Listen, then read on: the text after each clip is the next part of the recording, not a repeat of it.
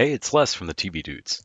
At this year's ATX Television Festival, I was lucky enough to catch up with the one and only Craig Bierko, stage and screen veteran, unforgettable as Chet Wilton on Unreal. We talked about revisiting the show for its 10-year reunion panel, his experience playing one of TV's most chaotic producers, and plenty more. Let's jump in.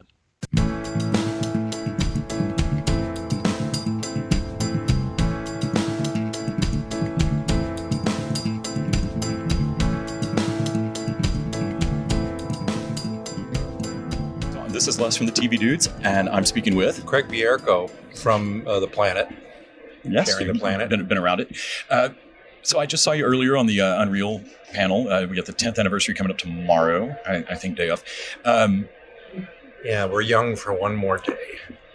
Y'all talked a little bit on the panel about Chet and just how amazingly villainous he gets to be, and also this crazy arc towards the end.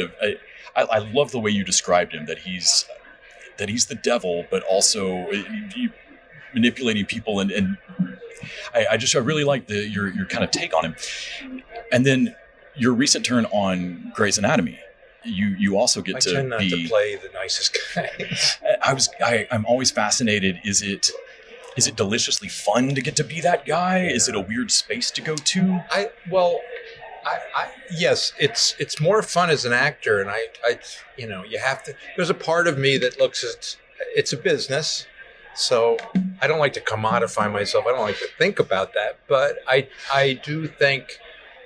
I think it started. I did a movie called Long Kiss Goodnight. I played a bad guy, and they said, this is going to change stuff for you. And I've been playing like the guy you want to bring home to mom up until then, and it did. It changed things. I started getting a lot of bad guy stuff, but also morally questionable. It was more interesting for me, and I don't know that I would have described it as the devil. That's the way they described it to me when I said, "What?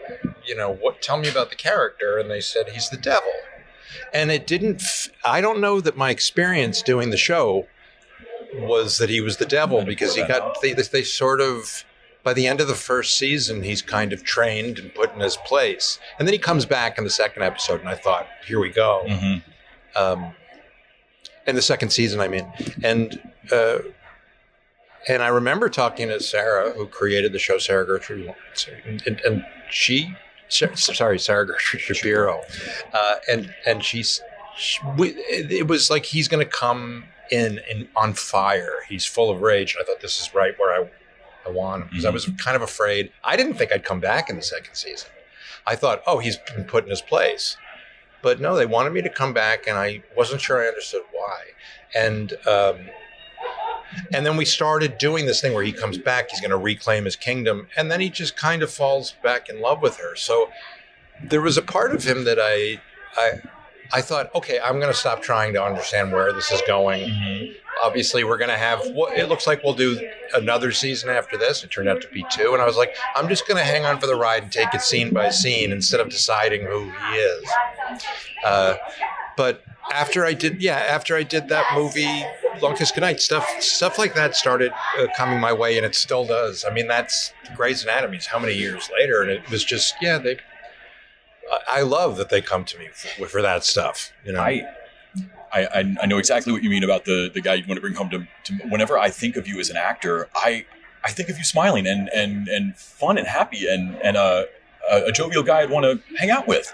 And I honestly, I think that's what makes you particularly good at being cast in good casting for that. When I said there's I don't like to think villains, I should say. Sorry? There's a humanity to your thanks. villains. Well, I think that's what I meant when I said I don't like to commodify myself, but I did think, okay, it's worth understanding why are they coming to me, and you want to play to your strengths.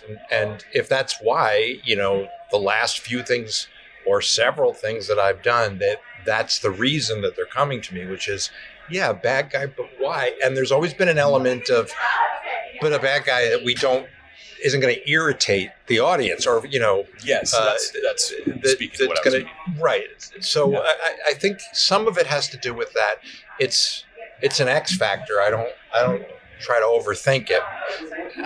Because a lot of people work a lot of different ways as actors, and I've just always approached it as learn the scene, figure out what you want, what you're pretending to want, what you really want, and then just go in and forget everything. And, when you're working with the cast of this show, that really seemed to be the formula that worked for me, because I don't have any perspective on the character. And to tell you the truth, after the first season or so, I stopped watching the show because I didn't want to be... it'd be hard to not metagame a little bit. Yeah. Yeah, I preferred to go in and do the job. And I always thought my job is not to... The reviews are not for me, good or bad. So I always distance myself from anything like that. If people start gossiping, I'll walk away. I just don't like it. And the same with... trying to figure out at the end of the day, what is it that, why are they, it's like, it doesn't matter. Probably the less you think about it, the more subconscious stuff will come up in the work that they either were counting on or didn't see, and were delighted to see. I don't really understand what I do for a living, is what I'm trying to say. Well, and not to make an argument for doing no prep at your job or something, but I know in my... No, it's not. It isn't that at all. I didn't mean like that. Yeah. You have to, in order to get to that place, you have to know the scene really well. I died that death a few times where I thought I could half-ass it, and sometimes it worked out. But that was a lucky roll of the dice. For the most part, I think you got to come prepared, got to know it, and then the scarier part is knowing it and just saying, I'm letting go. I have no preconceived notions, and I like to just work off the other person. That's right. I like to improvise. And on most shows, you can't improvise. So the next best thing is, and it's a real genuine improvisational technique, is you just take it off the other person. Don't question anything that's coming to you. Just play it off a person. And that's my comfort zone, I think. Well, I know in my real life, it's not like I look back and knew, well, this is step one of my... Never. Like, you don't know those things when you're doing them. No. You have today's need, and you do it. When you were getting started and getting into acting, what did you think a career path in this looked like? I didn't know. I think probably like most people, I was just sort of... I wanted to escape into these really exciting places that I was seeing on the movie screen or on TV and theater, but I wanted to be a part of. That felt right to me, and in the same way that I always liked to draw, I was just creative. I just enjoy being creative, and that seemed to me to be a great outlet for that. And I don't know that I really seriously contemplated it as a career until my second year of college. I went to Boston University to study journalism. And I was thought I'll do the news because I'm drawn to broadcasting. But I think what I learned during that year was especially right now, I'm glad that I have a foundation in journalism. So I know what good reporting is and what good reporting isn't. But as a human being at that point, I was like, okay, I got it. I want to be on stage. That's what I want to do. I want to perform. And I don't want to read the news. I want to, I guess, interpret it as an actor. Do you remember what your first role was where you thought becoming this person is better than reading the news? Was there a role that really made it zing for you? I don't know if it was one role. I think it was, I was in a great school system. It happened to be very small. It was in a small town in Westchester, Rybrook, and a small primary school and right into a small high school. So I went to kindergarten with the same 100 people that I graduated high school with. And a lot of the teachers, you really got to know them because it was very small. And they were younger teachers too. They skewed the younger side. So they kind of felt like older brothers and sisters in a way. And it was an amazingly supportive environment. And so I got involved with the theater program there. And I was never a great student, but they would come and see me in shows, and they figured out ways to encourage improvement in all of my studies. It was a holistic approach to teaching that was very much, I think it was very progressive, very 70s. It doesn't exist anymore. And in this school, it was sort of like a perfect storm. That school isn't like that anymore, but it's which is probably appropriate for the time. But for this time, it was appropriate. And I remember leaving that school, not thinking about any role in particular. And I hadn't yet decided what I was going to do because I was heading towards, still heading towards journalism, but it just felt more legitimate. I think the most important thing, it wasn't a particular role. It was because of the teachers and the preparation that I had that I wasn't even conscious of. School was something I was surviving, like anybody else. But looking back, I realized I left that school with a sense of myself. And I didn't realize until I got to college, I transferred to Northwestern, and that's where I started studying theater. I didn't realize how well I'd been prepared by that high school and how rare it was. Yeah. That I had a genuine sense of entitlement that wasn't selfish. It came from a more generous place, but I had that sense of entitlement. It was crazy. The school that I went to, the high school, was designed in like 1973, and the windows every window in the building went from the ceiling to the floor. Oh my gosh. So, and a teacher explained it to me and said, that's the reason your school is like this is because the architect wanted you to know how big you were in relation to the real world. And he felt that did something physically that most high schools, which are built like prisons, they have windows that start at your forehead and go up, Yeah. And what it does is say, don't screw up. We'll beat that out of you, And it kind of starts. I went to a Reese Block High School with corporal punishment, so yeah. You did? Yeah. Yeah. I mean, I don't know. I don't know how I would have fared in a place like that. I think eventually I probably would have ended up doing the same thing and found my group, but I don't know how. It was just so easy. I didn't have to find a peer group. The whole class was my peer group. And whether they were athletes or, brains or whatever, or nerds, whatever it was, or theater geeks like me, everybody was in the same group, and everybody tried to. I mean, I played on the teams. I was terrible, and a couple of the guys from the teams tried doing, theater and stuff. I just thought, what a great place, and I didn't realize how rare it was until I got out in the real world. I'm stunned how many folks I've interviewed that were pretty darn good at ball and then blew their knee out and found out that, like, shit, I can act, Right. or more to the point, shit, I love acting. That's great. Yeah, I don't know, because I went to Northwestern's great. It's a funny thing about Northwestern. I don't know what it is, but if people say, what school did you go to? I'll say Northwestern, and it's always good school. And I always want to go, why? Because it's just something people say, I think.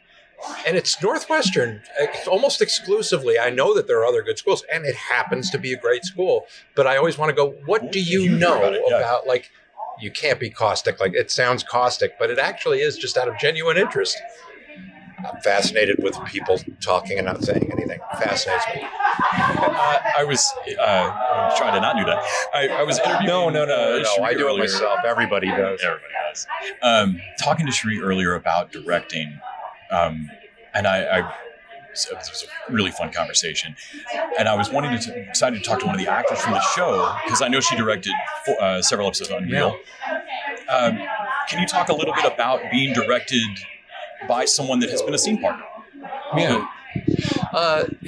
It never came up. And like I said, when I was talking about it, I was like, oh God, I have to form this whole new relationship. Right. With Constance, I was like, I mean, it's such a tenuous, fragile thing anyway, because we have to be really vulnerable in front of each other. Right. Is this going to change what you can do? Yeah. Now she's going to be able to go, I don't like it.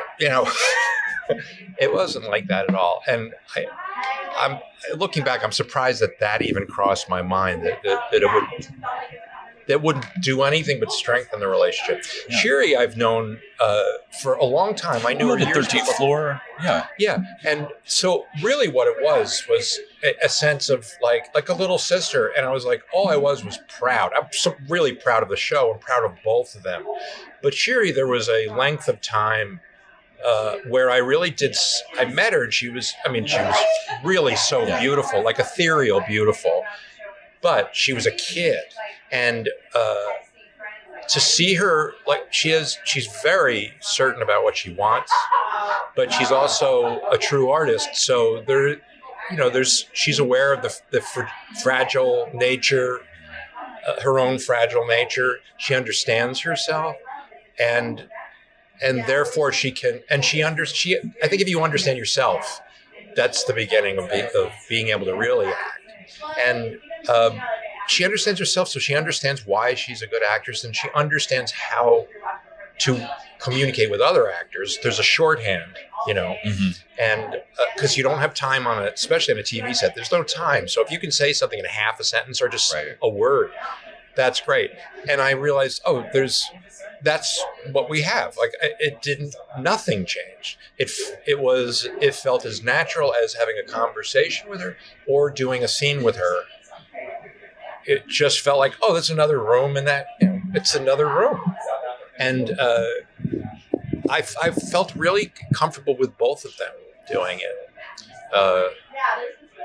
And I thought, and I did watch those episodes, and I thought they did a great job. And I'm really proud of her, because I'm thrilled that she wants to come back and act, but I thought she was done. Mm-hmm. She talked a bit about having to pointedly make that change to over to directing, and I can believe that people want to pigeonhole you, or rather, people want you to be convenient for their thing they're trying to do. Well, it must be. Listen. She's an attractive female, and she's, I don't know. There's a window. And then it's a matter of how lucky are you? First of all, how talented are you? And then it's also luck. It's with everybody. An aging guy will feel it too. I'm aging into character actor, so I feel that it's just a different feel. But I've never considered walking away from it. And my interest wasn't in directing. I think if I wanted to, they would have let me give that a try. But I didn't. I had no interest in it, and might one day, I think if I did, it would be something that I created and felt like I have to see this through. But when it's somebody else's vision, I look at that show and I'm like, I don't know what it. I know I like it, but I don't know why, and I'm not entirely interested in thinking about it, because for the reasons we already said. But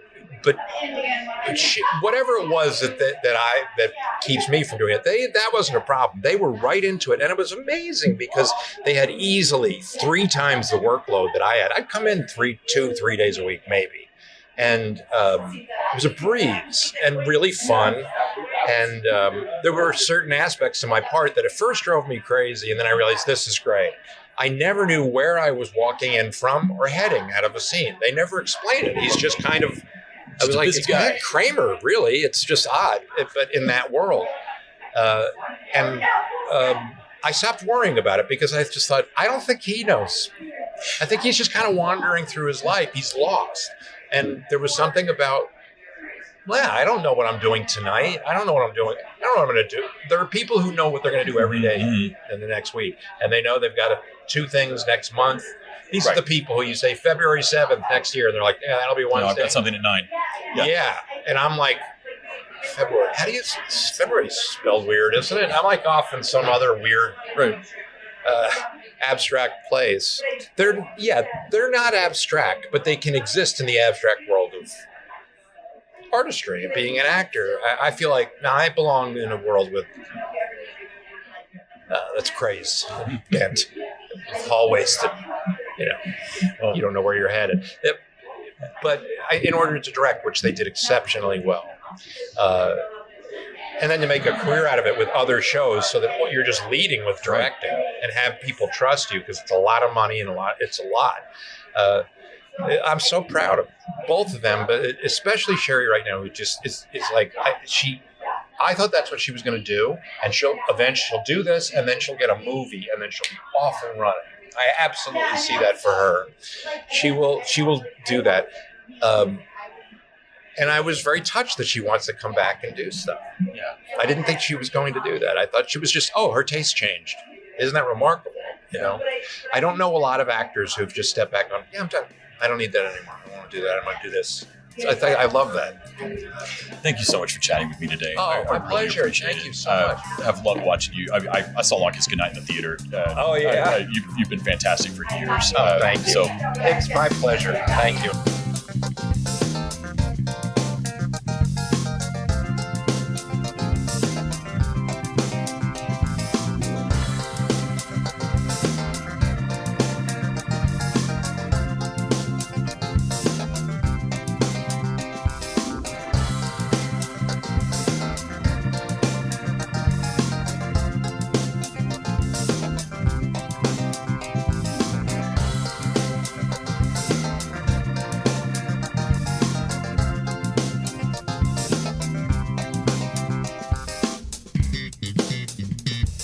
TV Dudes is an independently run podcast out of Austin, Texas. We are exclusively listener supported. If you'd like to help us out, go to patreon.com/TVDudes. You can also find us on Facebook, Twitter, and Instagram at TV Dudes. All the music for our show is done by our friend and original TV Dude Gregory J. Amani Smith. To find out more about us, go to thetvdudes.com. I'm Randy Lander. I'm Les Weiler. And I'm Kyle Scott. Thanks for listening.